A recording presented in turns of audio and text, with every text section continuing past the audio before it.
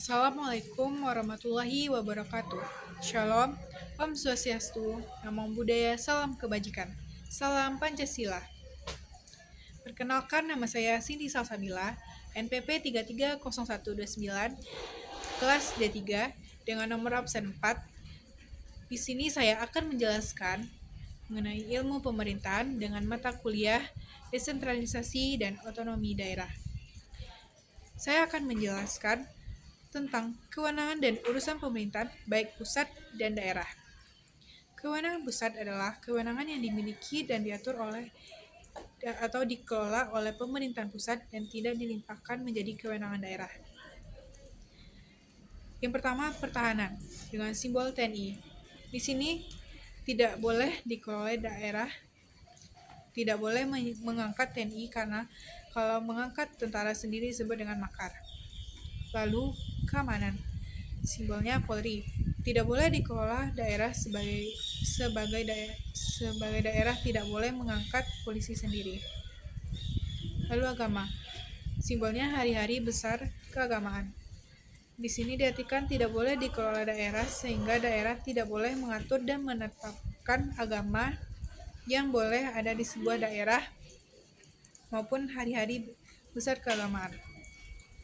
Lalu fiskal dan moneter. Simbolnya rupiah atau mata uang. Tidak boleh dikelola daerah sehingga daerah tidak boleh membuat uang sendiri. Lalu peradilan dan justice.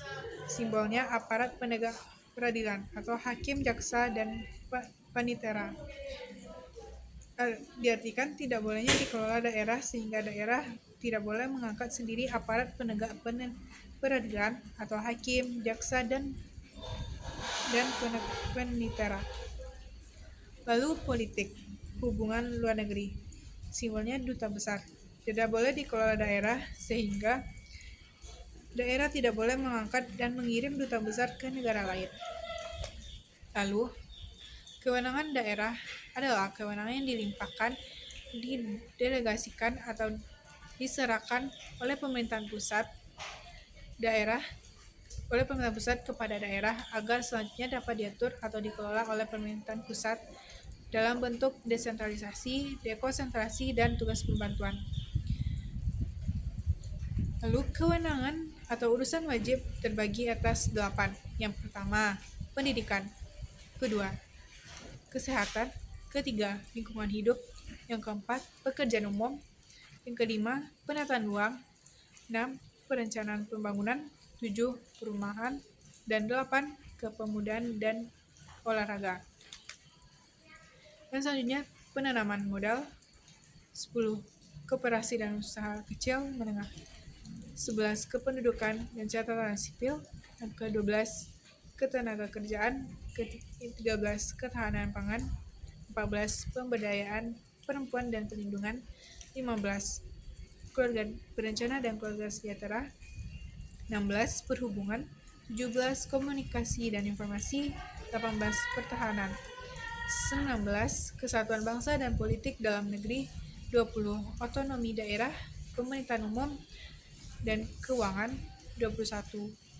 Pemberdayaan masyarakat dan desa. 22. Sosial. 23. Kebudayaan. 24. Statistik. 25. Kearsipan. Dan 26. Perpustakaan. Lalu, kewenangan atau urusan pilihan ada 8. Yang pertama, kelautan dan perikanan. Yang kedua, pertanian. Yang keempat, kehutanan. Yang keempat, energi dan sumber daya mineral. 5. Pariwisata. 6. Industri. 7. Perdagangan. 8. Ke transmigrasi. Lalu perbedaan tugas umum pemerintahan dan tugas pemerintahan umum. Di sini tugas umum pemerintahan pada pasal 6 ayat 1 Peraturan Pemerintah Nomor 3 Tahun 2001 disebut bahwa tugas umum pemerintahan meliputi kerjasama daerah antar daerah, lalu kerjasama daerah dengan pihak ketiga, lalu ketiga koordinasi dengan instansi vertikal di daerah, yang keempat pembinaan batas wilayah.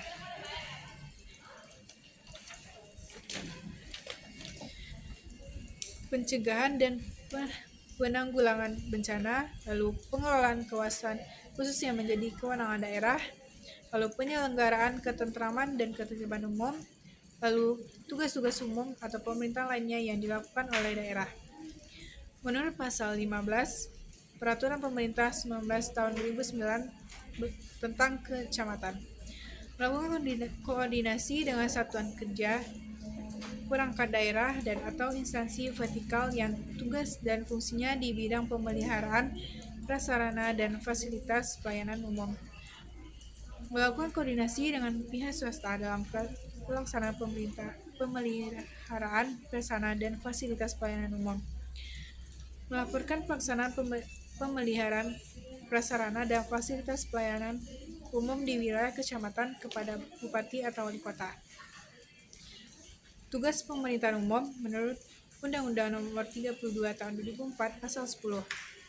Ditangani pemerintahan pusat, politik luar negeri, pemerintahan keamanan, justisi, agama. Urusan pemerintahan lain bersifat kongruent dilaksanakan bersama pemerintahan provinsi, kabupaten, atau kota. Urusan pemerintahan umum jadi urusan wajib terkait pelayanan dasar yang ditangani oleh daerah baik kabupaten atau kota. Undang-Undang Nomor 5 Tahun 1974 urusan pemerintahan umum meliputi: yang pertama, bidang ketentraman dan ketertiban; yang kedua, bidang politik; 3, bidang koordinasi; 4, bidang pengawasan; yang kelima, urusan pemerintahan lain yang tidak termasuk tugas suatu instansi dan urusan rumah tangga daerah. Peraturan Pemerintah Nomor 19 Tahun 2010 menjelaskan koordinasi penyelenggaraan pemerintahan antara pemerintah daerah provinsi dan instansi vertikal dan antara instansi vertikal di bawah. Koordinasi penyelenggaraan pemerintahan antara pemerintahan daerah provinsi dengan pemerintahan daerah kabupaten atau kota di wilayah provinsi yang bersangkutan. Koordinasi penyelenggaraan pemerintah antara pemerintahan daerah, kabupaten atau kota di wilayah provinsi yang bersangkutan. Pembinaan dan pengawasan penyelenggaraan pemerintahan daerah, kabupaten atau kota. Menjaga kehidupan berbangsa dan bernegara serta memelihara keutuhan Negara Kesatuan Republik Indonesia. Lalu saya akan menjelaskan hubungan teori desentralisasi dan otonomi daerah dengan aturannya. Yang pertama, Undang-Undang Nomor 2 Tahun 2014 tentang aparatur sipil negara yang diartikan desentralisasi adalah proses penyerahan wewenang dari pemerintahan pusat kepada pemerintahan daerah untuk mengatur dan mengurus urusan pemerintahan di daerah. Undang-Undang Nomor 5 Tahun 2014 mengatur tentang tata kelola ASN yang profesional dan berintegrasi, termasuk aset di daerah. Dengan adanya desentralisasi, daerah memiliki tanggung jawab untuk mengelola ASN yang meliputi rekrutmen, pengembangan karir, dan manajemen kinerja ASN baik di pusat maupun daerah. Otonomi daerah adalah hak, wewenang, dan kewajiban daerah untuk mengatur dan mengurus sendiri urusan pemerintahan, serta untuk mengatur dan mengurus sendiri urusan pemerintahan serta kepentingan masyarakat setempat. Dengan otonomi ini, daerah memiliki kebebasan lebih dalam mengelola berbagai sektor termasuk sektor kepegawaian.